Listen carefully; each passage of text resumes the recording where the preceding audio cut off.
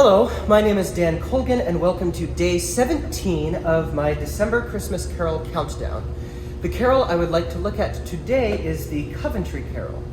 This is an English carol, which you might guess can be traced back to the city of Coventry in England, where it was traditionally part of a mystery play called The Pageant of the Shearmen and Tailors. This carol was sung in that play when the part of the Bible from Matthew chapter 2 was told. And that's the story where King Herod ordered all male infants under the age of 2 in Bethlehem to be killed. The song was a lament sung by the mothers of the doomed children. The oldest surviving copy we have of this text is dated to 1534, although there are references to it as far back as the 1390s.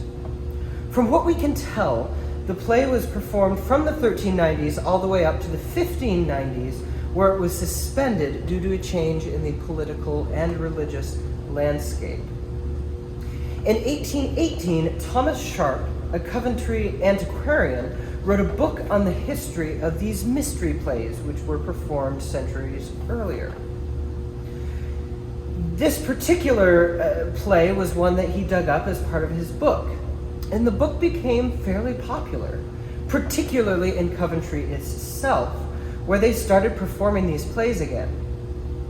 At the time, the performances were held during the summer, so this was originally sung at summertime, but it still caught on as a Christmas carol anyway.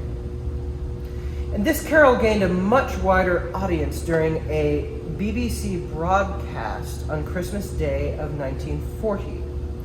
The broadcast ended with the choir singing this carol from the remains of the recently bombed out Coventry Cathedral.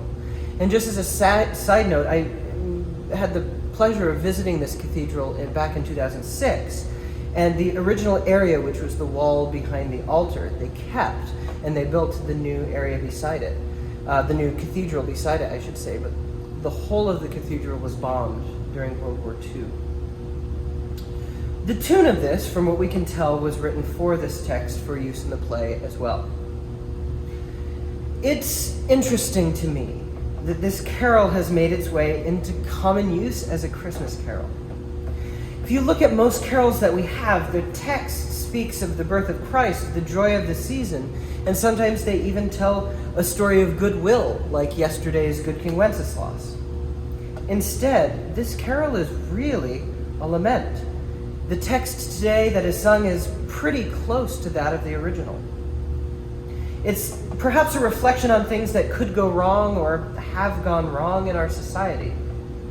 We have a section in our hymnal that's titled Laments, and I can attest to you as a church music guide that the hymns in this lament section are probably some of the least requested hymns in the book. But this carol caught on anyway, and I realize that it is a favorite of many.